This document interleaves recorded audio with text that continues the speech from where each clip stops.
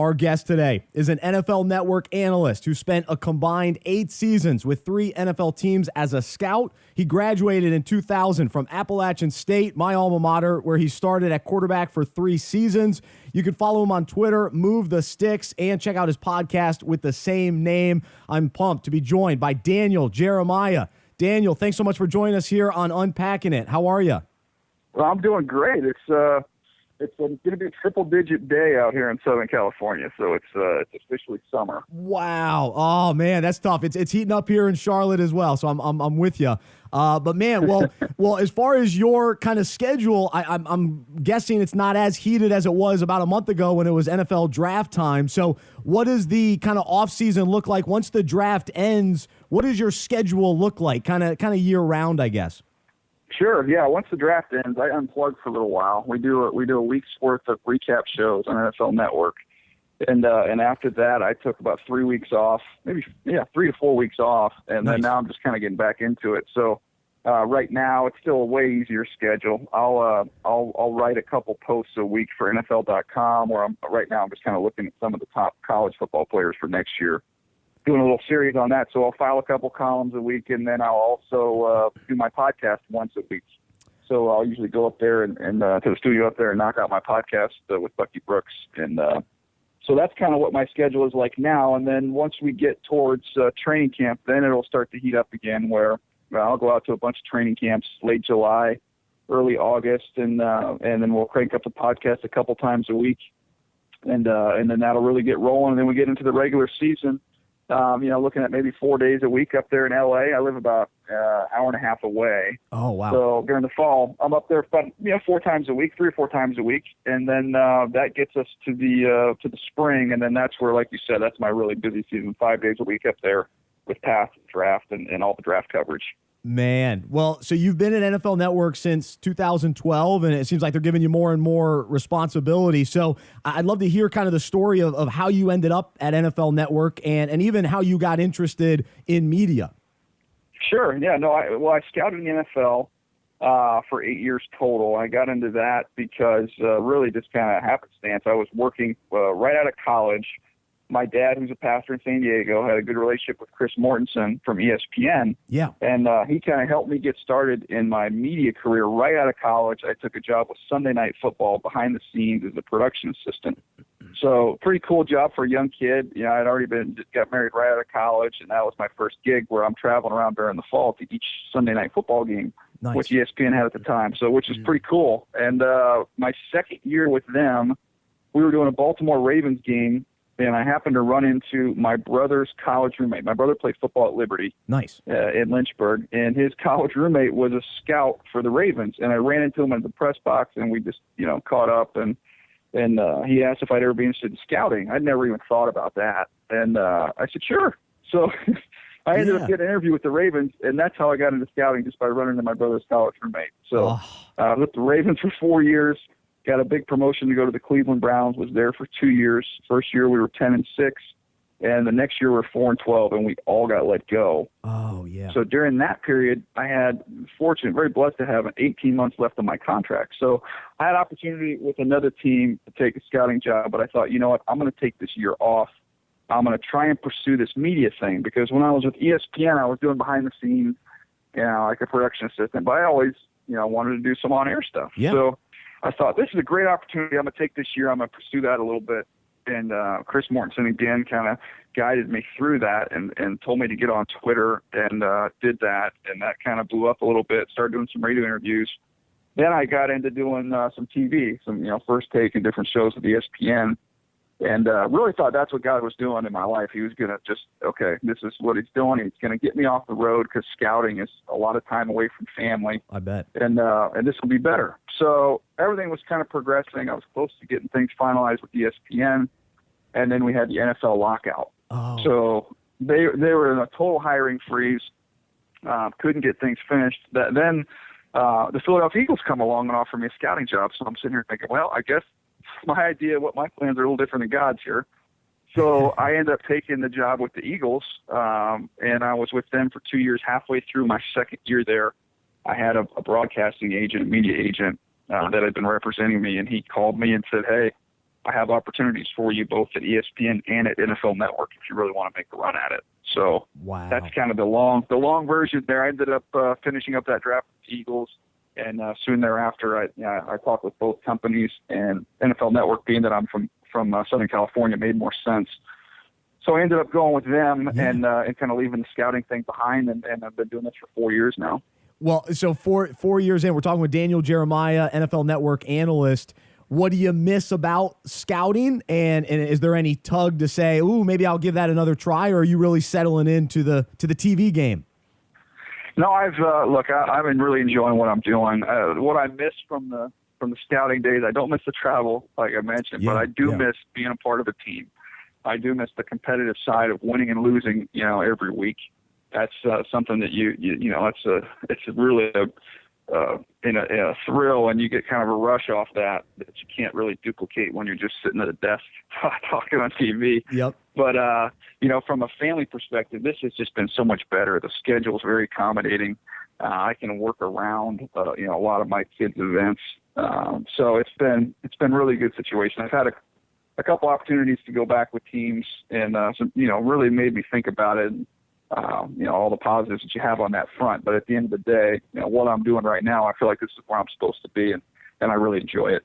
Well, and really the skills that you learned or discovered as a scout, you're now using, of course, as an analyst and especially as the NFL draft guru for the NFL Network. But when did you realize, wow, I really can do this scouting thing, and I've got this ability to, point guys out and do what goes into it, the analysis and all that? Because when you got that scouting job initially with the Ravens, how did you even know that you could handle it, I guess?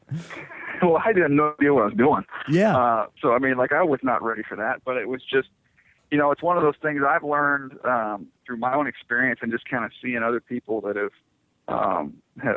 been really successful. I'm not putting myself in that class, just looking at other people in life. A lot of times those first opportunities they get, nobody's ready for that. You're not prepared. But what you can do is you can go in there and you can work really, really hard, and you can pay attention, keep your ears open, keep your mouth shut, and try and learn. And, and these companies now, a lot of companies, not just football, it's just everything. They want people that are hard workers, that have integrity, and they can teach you the other stuff they need to teach you. And that's kind of what I've tried to do. I didn't know anything about scouting, but I was so blessed because I went to the Baltimore Ravens, who probably had the best scouting staff in the league, behind Ozzie Newsome. So I got to go in there, and what they do is they're so smart. They hire young guys. They train them up for 2 years. So you stay in Baltimore, you're in the building every day, and you're learning, how to evaluate players from the best guys in the business, led by Ozzie Newsome. So I was just in a great situation where I could have kind of an apprenticeship there and really learn under some really, really good people. That's awesome. Really cool. We're talking with Daniel Jeremiah, NFL Network analyst, former NFL scout. And speaking of just kind of this whole TV aspect and you being on the NFL draft coverage, and I love the NFL Network draft coverage, when you're kind of in the middle of it, are you pulling to be right for your mock draft? Like what's going through your mind throughout the day where you're soaking in what's happening, but part of you's thinking, I just spent all this time, putting together these mock drafts, evaluating all these players. I want to, look good to a certain extent versus just everything that's happening throughout the draft. Yeah, it's so funny because I think probably most of us that do the mock drafts, it's the least favorite part of our job. Oh, okay. Because it truly is guesswork. I mean, you're just guessing. Like I always say, I can defend my top 50 list. That's how I rank them. Yeah. That's how I would pick them if I was in charge. And I can defend my own opinion. So, hey, if I may be right or may be wrong, but this is what I think, and I can defend it. When you're doing a mock draft, it's not based off what you think of the players. It's based on what you hear of where they might go. So you're almost like a reporter. Yep. So, those, it's like, hey, how did you have this guy going there? Well, apparently I got some bad information. So True. You're definitely just trying to play the role of reporter. Now, I always say, look, I don't really get too caught up in mock drafts, but you're right. There is that ego part of you. You're like, man, I don't want to be embarrassed here. I got to get some of these guys right in terms of where they go. So you're sitting there on draft day, and, there's websites now that, believe it or not, they keep track of this stuff. Who did well in these mock drafts. I think there was one article I saw, there was 55 different mock drafts that they graded in terms of how you finished overall. I was fortunate enough to come out okay on that list. Nice. But the overall, fun of the draft for me is watching players, evaluating them, and kind of giving my opinion of what I think or how they'll fit with certain teams. And then hopefully you get lucky and guess a couple of them right where they land. Yeah, no, absolutely. And it is more about figuring out if a guy, is going to be something, whether it's not about the team as much, but we get caught up in the mock drafts as fans. But people love it. I mean, you should see the click numbers for these things. They're unbelievable. I used to fight it. My first couple of years, I'd be like, guys, I just did a mock draft. We got to do another one? They're like, no, it drives the traffic. And so finally, I guess it's Jason Rose's catchphrase, right? Give the people what they want. So all right, they read it, then we got to keep spitting them out. You just got to embrace it. We're talking with Daniel Jeremiah here on Unpacking It. And so when you look back over the years, whether as a scout and now with NFL Network, are there a couple of the evaluations that stand out to you that were, really good, that maybe you were one of the only guys saying, hey, this guy's going to be a stud, look out for this guy. And then on the other side of it too, maybe a guy that stands out that, man, you really missed on him specifically. Yeah, it's funny as an evaluator, as a scout, the misses always jump out at you. Yeah. No question. Those are the ones you remember. And the hits, you almost like kind of, when you go back and look at somebody's draft, you count, I did like him. I got that one right. Yep. But the misses I can rattle those off one after another, because those just stick with you. I can think of the last few drafts. I did not have Johnny Manziel as my top quarterback, but I had him as my second quarterback and my 12th overall player. Ooh. And we've seen his unfortunate slide. I had, Deion Jordan was a player that I liked coming out of Oregon. And then he's kind of been a huge disappointment with the Dolphins. Now, the tricky part of it from the media side of things is, I can evaluate the tape and you see what you think of the player. But scouting nowadays is so much more about evaluating the person. And when you're with a team, you have those resources to really dig in on the background of these kids and find out what they're all about. Because when I look at a lot of my misses, a lot of them are guys that weren't passionate about football. Yep. Guys that have had some kind of substance abuse issue, and just overall focus is not there. So a lot of times these hits and misses on evaluations really based on what's going on off the field as opposed to what's taking place on the field.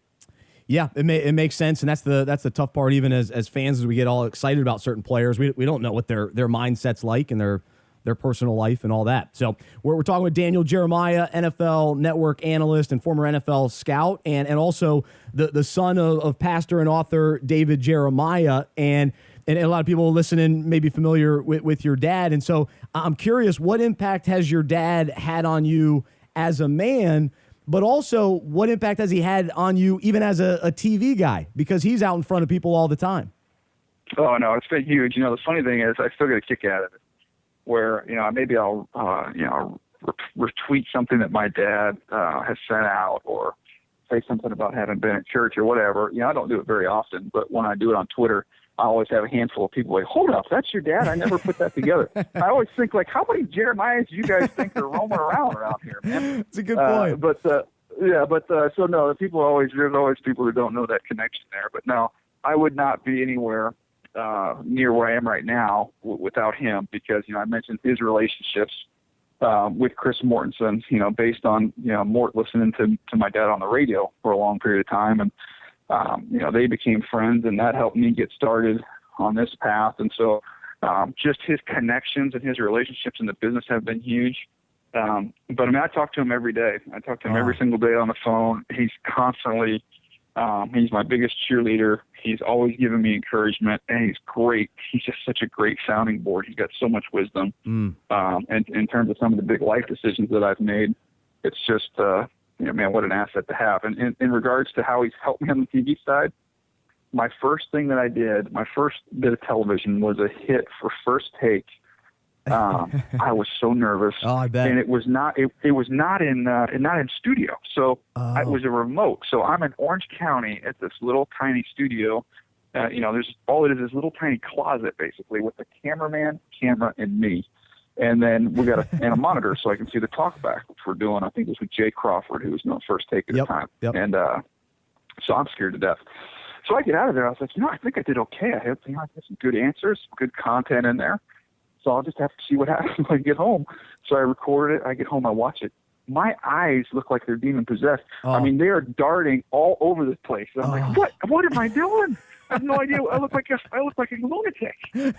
So they actually get back to me and give me some feedback from ESPN. Hey, really good content. You need to work on focusing your eyes, though, because your eyes, you're thinking, and while you're thinking, your eyes are darting.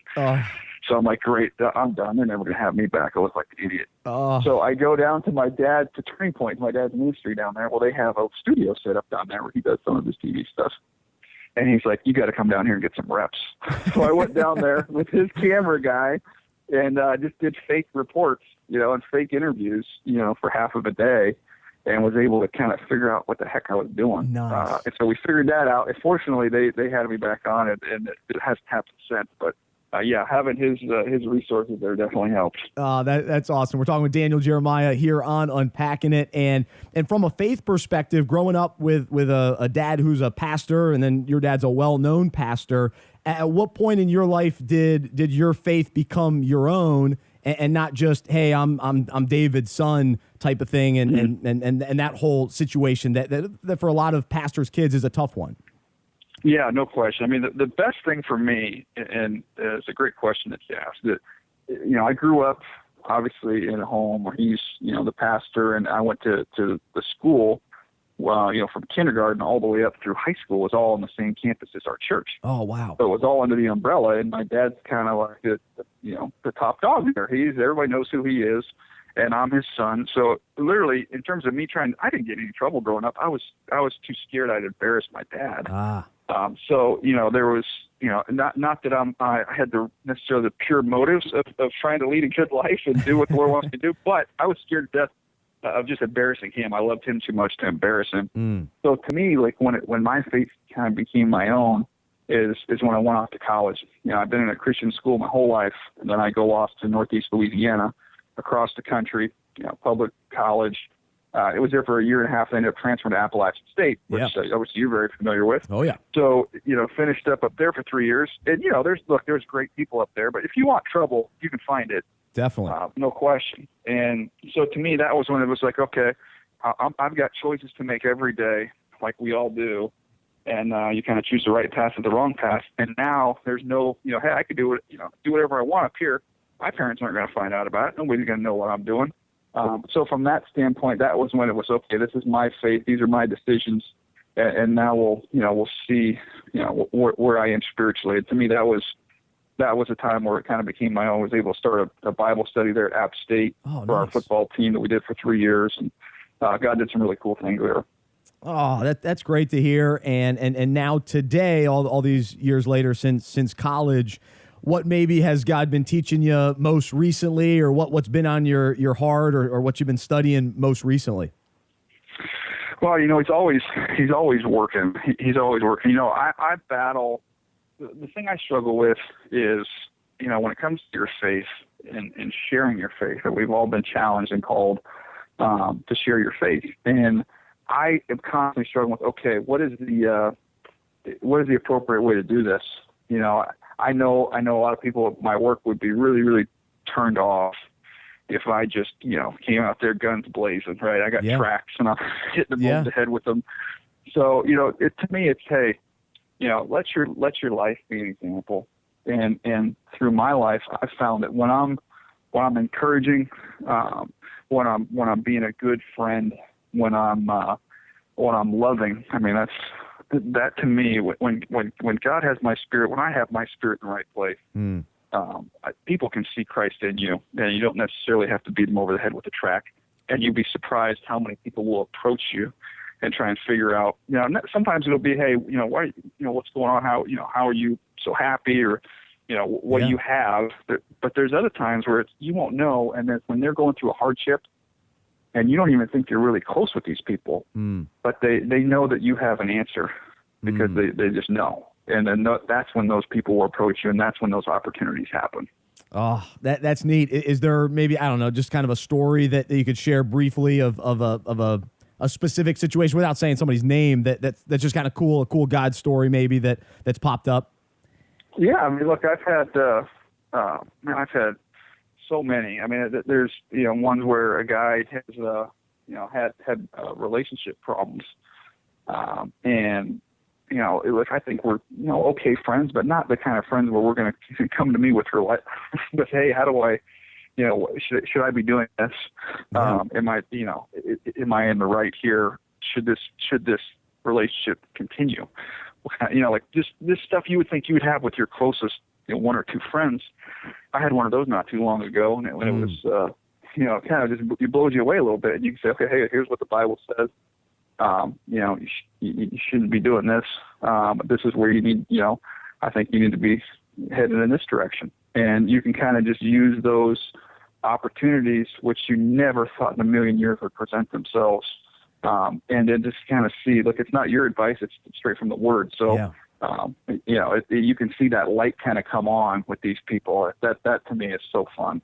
That's excellent, and I'm psyched for you that you continue to just pop up more and more on NFL Network, and I know that God's using you in a lot of ways. And so we're talking with Daniel Jeremiah, and Daniel, as we wrap things up, I gotta at least ask you an App State question. So I'll bring this question up. Where were you at when App State beat Michigan? What were you doing that day?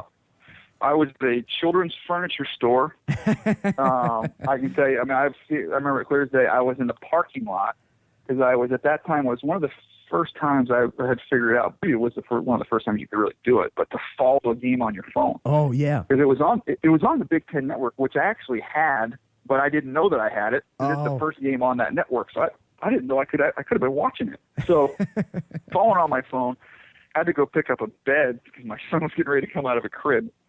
And so I'm sitting there in the parking lot, and I'm watching, just quick refresh. And then, you remember the game. I mean, they complete the long pass. Henney completes the long pass. I think it was to Mario Manningham. Yep. Late in the game to get them in field goal range. And I'm sitting there going, oh, all this for nothing. We're winning the whole game, and they're going to kick a field goal, and that's it.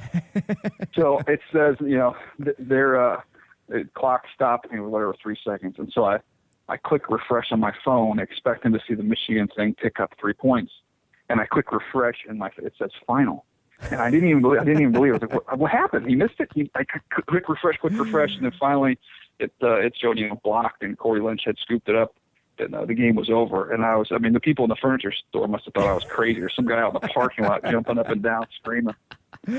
I love it, man. That's awesome. I was actually at the game, and so it was the best sports day of my life. My wedding, I'll give it the nod, but it was right up it was right up there with it for sure. So it's always fun. I'll tell you what. One more side note on that. Yeah. So, Path to the Draft. I've done this show for 4 years now at NFL Network. Yeah, a big draft show, and my partner in crime there is Charles Davis, who was calling the game for the Big Ten Network. That's right.